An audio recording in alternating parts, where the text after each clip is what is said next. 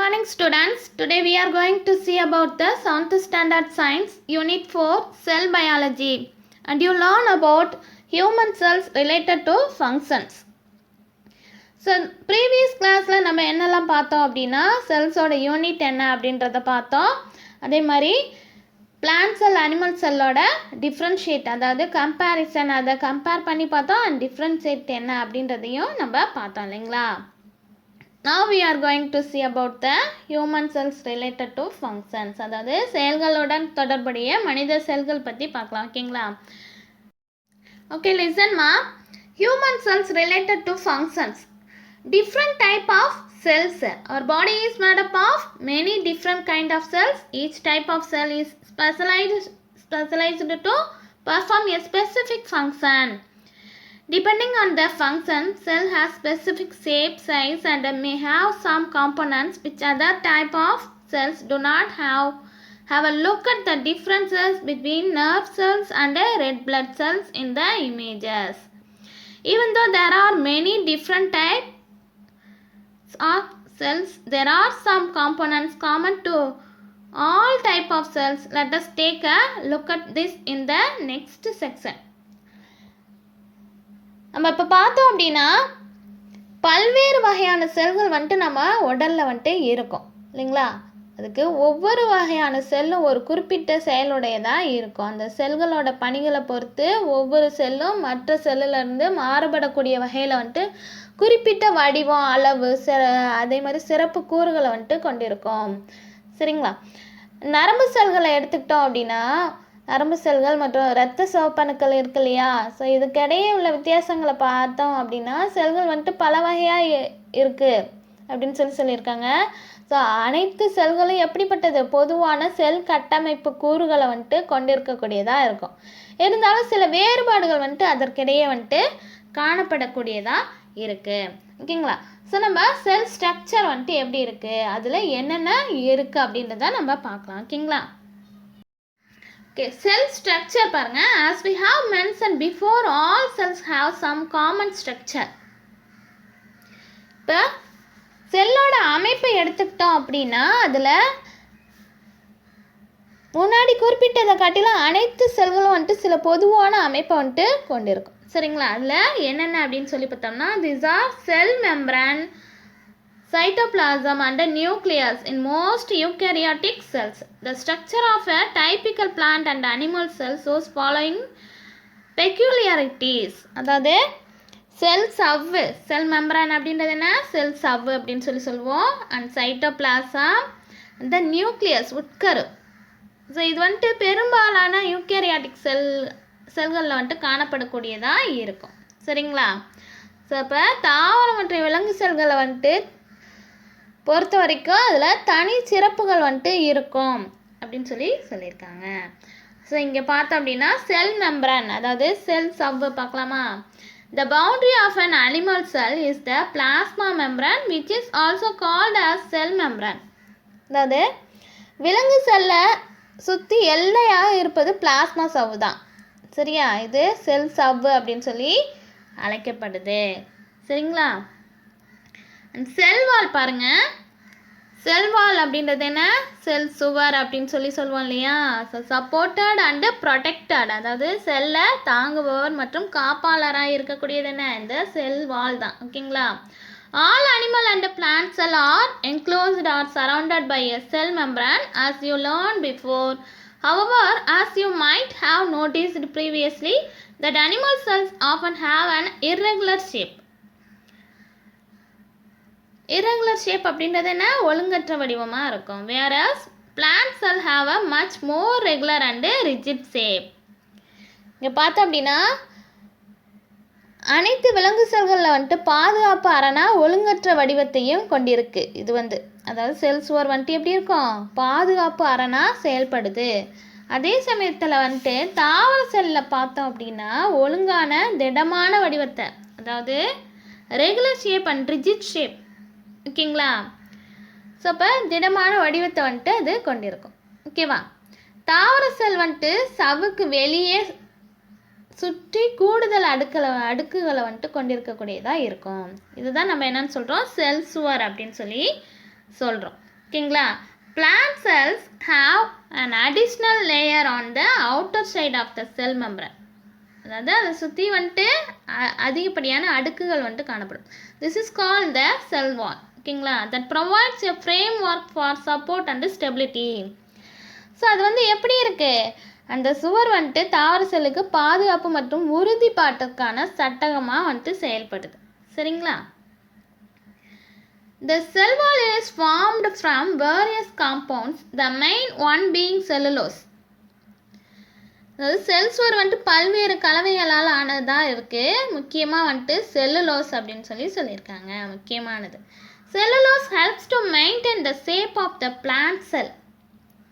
இந்த செல்லுலோஸ் வந்துட்டு என்ன பண்ணுது, தாவர செல்லுக்கான வடிவத்தை வந்துட்டு தரக்கூடியதாக இருக்குது. This allows the plant to remain rigid and upright even if it grows to great height. Each cell is interconnected with its neighboring cells through opening called plasmodesmata. அதாவது இது அதிக உயரத்துக்கு வந்துட்டு வளர்ந்தாலும் கூட தாவரங்கள் வந்துட்டு உறுதியாகவும் நேராகவும் இருக்க அனுமதிக்குது.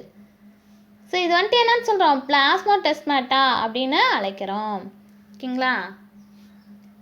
பாருங்க, பிளாஸ்மோடெஸ்மாட்டா அப்படின்றது இப்படி தான் இருக்கும், இதோட செல் வால். ஓகேங்களா. ஸோ அப்போ இது சிறிய துவாரத்தின் மூலமாக ஒவ்வொரு செல்லும் வந்துட்டு அதோட அருகில் உள்ள செல்களோட இணைந்து காணப்படும். சரிங்களா. Do you know பாருங்கம்மா, ஸ்டெம் செல்ஸ். ஸ்டெம் செல்ஸ் அப்படின்றது கருவில் இருக்கக்கூடிய குழந்தையிலேருந்து எடுக்கக்கூடிய ஒரு செல்ஸ், அதாவது மூலச்செல் அப்படின்னு சொல்லுவோம். இது மிகவும் சிறப்பான செல். ஓகேங்களா. Stem cells are quite amazing as they can divide and multiply while at the same time with their ability to develop into any other type of cells. அதாவது எந்த ஒரு வகை செல்லுக்குள்ளேயும் செல் பிரிதல் அடைந்து பெருக்கம் அடைந்து வளர்ச்சி அடையும் திறன் உடையதாக இது இருக்கும். ஓகேங்களா. embryonic stem cells are very special as they can become absolutely any type of cell in the body. For example, blood cell, nerve cell, muscle cell or gland cell. அதாவது ஆனால் மூலச்செல்கள் வந்துட்டு மிகவும் ஆச்சரியமானதாக இருக்குது. அதாவது இந்த ஸ்டெம் செல்ஸ். ஓகேங்களா. கருவிலேருந்து பெறப்படக்கூடிய மூலச்செல்கள் வந்துட்டு மிகவும் சிறப்பானதாக இருக்கும். ஏன் அப்படின்னா உடலில் உள்ள எந்த ஒரு செல்லாகவும் அவை மாறக்கூடியதாக இருக்கும். அதாவது இரத்த செல்கள், பிளட் செல்ஸ் இருக்கு இல்லையா, அண்ட் நர்வ் செல் நரம்பு செல்கள், மசில் செல் அப்படின்றதுன்னா தசை செல்கள், அல்லது கிளாண்ட் செல் அப்படின்றது சுரப்பி செல்கள் அப்படின்னு சொல்லுவோம். ஸோ இதான் மாறக்கூடியதாக இருக்குது. சரிங்களா. So they are utilized by the scientists and medicos to cure and prevent some diseases like spinal cord injury. அதாவது அதனாலேயே வந்துட்டு அறிவியல் அறிஞர்கள் மற்றும் மருத்துவர்கள் வந்துட்டு சில நோய்களை வந்துட்டு குணப்படுத்தவும் தடுக்கவும் மூலச்செல்களை வந்துட்டு பயன்படுத்தி வராங்க. உதாரணமாக முதுகுத்தண்டில் ஏற்படக்கூடிய காயம் இருக்கு இல்லையா, ஸோ அதெல்லாமே குணப்படுத்துறதுக்கு இந்த ஸ்டெம் செல்ஸ் வந்துட்டு மிகவும் உதவியாக இருக்குது. சரிங்களா. பாருங்கள், ஹியூமன் ஸ்டெம் செல்ஸ் அப்ளிகேஷன்ஸ் பார்த்தோம் அப்படின்னா கல்ச்சர்ட் ஸ்டெம், மசில் செல்ஸ் அதாவது தசை செல்கள், கல்ச்சர்ட் ஸ்டெம் செல்ஸ் அப்படின்றது வளர்ப்பு மூலச்செல் அப்படின்னு சொல்லுவோம். இன்டெஸ்டினல் செல்ஸ் குடல் செல். ஓகேங்களா. அண்ட் பிளட் செல்ஸ் இரத்த செல்கள், நர்வ் செல் அப்படின்றது நரம்பு செல்கள், அண்ட் கார்டியாக் செல்ஸ் அப்படின்றது இதய செல்கள். ஓகேங்களா. அண்ட் லிவர் செல் கல்லீரல் செல்கள். ஓகேங்களா. நெக்ஸ்ட் பாருங்க, குளோரோபிளாஸ்ட். குளோரோபிளாஸ்ட் அப்படின்றது பசுங்கணிகம். ஓகேங்களா. ஃபுட் ப்ரொடியூசர்ஸ், அதாவது தாவரங்களின் உணவு தயாரிப்பாளர்கள் தான் யாரு, குளோரோபிளாஸ்ட். ஓகேங்களா. Do you notice the green organelles present in plant cells and absent in animal cells? அதாவது பசுங்கணிகம் அப்படின்றது ஒரு வகை கணிகம். சரிங்களா.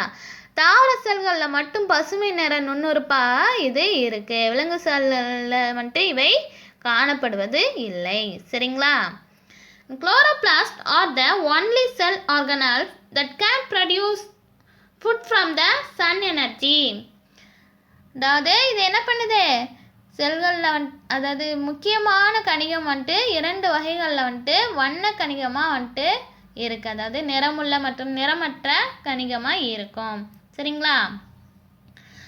ஸோ இது வந்துட்டு சூரியனிடமிருந்து கிடைக்கக்கூடிய அந்த ஆற்றலை வந்துட்டு எடுத்துக்கக்கூடியதாக இருக்குது, அதாவது உணவு தயாரித்தலுக்கு. சரிங்களா? Only plants with chloroplasts are able to do photosynthesis because they contain the very important green pigments, chlorophylls. ஓகேங்களா? And chlorophyll can absorb radiant energy from the sun and convert it to the chemical energy. So சூரிய ஆற்றலேருந்து உணவு தயாரிக்கக்கூடிய ஒரே நுண்ணுறுப்பு என்ன? பசுங்கணிகம் தான் அப்படின்னு சொல்கிறாங்க. இதில் உள்ள நிறமி வந்துட்டு பச்சையமாக இருக்கும், அதாவது குளோரோஃபில்லாக இருக்கும். சரிங்களா? பச்சையம் வந்துட்டு சூரியன்லேருந்து ஒளி ஆற்றலை வந்துட்டு பெற்று வேதி ஆற்றலாக மாற்றி உணவு தயாரிக்குது, அதாவது கெமிக்கல் எனர்ஜியை. இந்த சன் எனர்ஜி இருக்கு இல்லையா, அதுலேருந்து கிடைக்கக்கூடிய ஆற்றலை வந்துட்டு என்ன பண்ணுது? கெமிக்கல் எனர்ஜியாக கன்வெர்ட் பண்ணிக்குது. ஓகேங்களா? And which can be used by the plant and animal cell. Animal cells lack chloroplast and are unable to do photosynthesis. So இது வந்துட்டு தாவரமோ விலங்குகளும் பயன்படுத்தக்கூடியதாக இருக்குது. விலங்குகளில் வந்துட்டு பசுங்கணிகம் வந்துட்டு இல்லை இல்லையா, அதனால் அவை ஒளிச்சேர்க்கை வந்துட்டு செய்யாது. ஓகேவா? ஸோ அப்போ பிளான்ட் செல் மட்டும்தான் என்ன பண்ணும்? இந்த ஃபோட்டோசிந்தசிஸை செய்யும், அதாவது ஒளிச்சேர்க்கை செய்யும். சரிங்களா? பாருங்க, லீஃப் செல் இன் எ லீஃப், அதாவது தாவர செல்லில் இருக்கக்கூடிய பாகங்கள். சரிங்களா? அண்ட் குளோரோபிளாஸ்ட் அப்படின்றது என்ன? இதுதான் குளோரோபிளாஸ்ட், பசுங்கணிகம். ஓகேவா? So observing chloroplast in algae, பாசியில் பசுங்கணிகத்தை வந்துட்டு கண்டறிதல். ஓகேங்களா? Collect some algae from pond and separate out thin filaments of them. Place a few filaments on a slide. அதாவது குளத்துலேருந்து சில பாசிகளை சேகரித்து பின்ன அதனை இலைகளாக பிரித்து ஒரு நழுவத்தில் சில இலைகளை வந்துட்டு வைக்கணும் அப்படின்னு சொல்லியிருக்காங்க. Observe it under the microscope, அதை வந்து மைக்ரோஸ்கோப் கொண்டு பார்க்கலாம். Take the help of given figure and draw the picture of chloroplast that you have observe under the microscope. Chloroplast is a type of plastid. So இந்த microscope கொண்டு குளோரோபிளாஸ்டோட வடிவம் எப்படி இருக்குது அப்படின்றத நம்ம டயக்ராமாக வரைஞ்சிக்கலாம். அது வந்து எப்படி இருக்கு? பிளாஸ்டைடாக இருக்குது அப்படின்னு சொல்லியிருக்காங்க. ஓகேங்களா? Which are present only in plant cell. இது வந்துட்டு பிளான்ட் செல்லில் மட்டும்தான் இருக்கும். Plastid are mainly of 2 type. Chromoplast, அதாவது கலராக இருக்கும், அண்டு லியூகோபிளாஸ்ட், கலர்லெஸ்டாக. அதாவது குரோமோபிளாஸ்ட் அப்படின்றது நிறமுள்ளதாக இருக்கும், லியூகோபிளாஸ்ட் வந்துட்டு நிறமற்றதாக இருக்கும். ஓகேங்களா? ஓகே, டூயினோ பாருங்கள். Various range of this plastid impart different colors to various parts of plant. Chromoplast impart color to flower and fruits. As fruits ripen, chloroplast change to chromoplast. Starch is converted to sugar. அதாவது பல்வேறு வகையான தாவரங்கள் வந்துட்டு வெவ்வேறு வண்ணங்களை கொண்டுள்ளதாக இருக்குது. காரணம் வந்துட்டு கணிகங்கள் அப்படின்னு சொல்கிறாங்க. ஓகேங்களா? இந்த பசுங்கணிகம் பார்த்தோம் அப்படின்னா பச்சை நிறத்திற்கு, அதோட பச்சை நிறத்துக்கு காரணம் என்ன அப்படின்னா வண்ண கணிகங்கள் வந்துட்டு மலர் மற்றும் பழங்களுக்கு வண்ணத்தை வந்துட்டு அளிக்கக்கூடியதாக இருக்குது. பழங்கள் வந்துட்டு பழுக்கும்போது பசுங்கணிகங்கள் வந்துட்டு வண்ண கணிகங்களாக மாறுது. ஸோ ஸ்டார்ச் வந்துட்டு சர்க்கரையாக மாறக்கூடியதாக இருக்குது. இதுதான் வந்துட்டு காய் கனியாவதற்கான ரகசியம். சரிங்களா? நெக்ஸ்ட்டு நியூக்ளியஸ், அதாவது உட்கரு. உட்கரு பார்த்தோம் அப்படின்னா plant and animal cells have a nucleus inside the cytoplasm. It is surrounded by a nuclear envelope. 1 or 2 nucleolus and the chromatin body are present inside the nucleus. அதாவது உட்கரு எடுத்துக்கிட்டோம் அப்படின்னா செல்லின் மூளையாக செயல்படக்கூடியதாக இருக்குது. தாவரம் மற்றும் விலங்கு செல்லில் வந்துட்டு சைட்டோபிளாசத்திற்கு வந்துட்டு உள்ளே உட்கரு வந்துட்டு இருக்கக்கூடியதாக இருக்குது. சரிங்களா? உட்கரு உரை அப்படின்றது உட்கருவை வந்துட்டு சூழ்ந்துள்ளதாக இருக்குது. 1 அல்லது 2 நியூக்ளியோலஸ் மற்றும் குரோமட்டின் உடல் வந்துட்டு ஆகியவை உட்கருவோட உள்ளே வந்துட்டு இருக்கக்கூடியதாக இருக்குது. சரிங்களா? ஸோ அப்போ வந்துட்டு during cell division the chromatin body is organized into chromosomes, storage of genetic material and transfer heredity character from generation to generation are the functions of chromosome. அதாவது ஸோ இதெல்லாமே செல் பிரிதல் போது குரோமட்டின் உடலானது குரோமோசோமாக அமைக்கப்படுது. சரியா? ஸோ முக்கியமாக நம்ம பார்க்க போகிறது என்ன அப்படின்னா ஃபங்க்ஷன்ஸ் ஆஃப் நியூக்ளியஸ். ஓகேங்களா? அதாவது உட்கருவோட பணிகள் என்னென்ன அப்படின்றத நம்ம பார்க்கலாம். ஓகேங்களா? In controls all the processes and chemical reaction that take place inside the cell. அதாவது உட்கரு வந்துட்டு செல்லில் நடைபெறக்கூடிய அனைத்து உயிர் செயல்களையும் வந்துட்டு வேதி வினைகளையும் கட்டுப்படுத்தக்கூடியதாக இருக்குது. ஓகேவா? And inheritance of character from one generation to another. அதாவது ஒரு தலைமுறையிலிருந்து அடுத்த தலைமுறைக்கு மரபு வழி பண்புகளை வந்துட்டு கடத்தக்கூடியதாகவும் இருக்குது. ஓகேங்களா? நியூக்ளியஸ் அதாவது உட்கரு பாருங்கள். உட்கரு பார்த்தோம் அப்படின்னா நியூக்ளியா பாஸ், அதாவது இது வந்து என்னன்னு சொல்லுவோம்? உட்கரு உரைகள் அப்படின்னு சொல்லி சொல்லுவோம். நியூக்ளியர் மெம்பரன் உட்கரு துளைகள். ஓகேவா? and fibrils, chromatin diffuse, then karyoplasm, granules, chromatin condensed. So இதெல்லாமே ஏதாவது சிஸ்டர்னே அப்படின்றது இதில் இருக்குது. உட்கரு மணி இருக்குது, அதாவது உட்கரு நியூக்ளியோலஸ் இருக்கு இல்லையா, அதுதான். ஓகேங்களா? ஸோ நியூக்ளியஸ் அப்படின்றதோட அமைப்பு என்ன? இதுதான். ஓகேங்களா? ஸோ இதுதான் அதோட அமைப்பு. ஓகேவா? ஓகேம்மா, நம்ம ஃபங்க்ஷன்ஸ் ஆஃப் நியூக்ளியஸ் வரைக்கும் பார்த்துருக்கோம் இல்லையா? ஸோ இதோட இந்த லெசன் வந்துட்டு கம்ப்ளீட் ஆகுது. ஓகேங்களா? நெக்ஸ்ட் கிளாஸில் இதோட கொஸ்டின் ஆன்சர் பற்றி பார்க்கலாம். ஓகேங்களா? Thank you to all.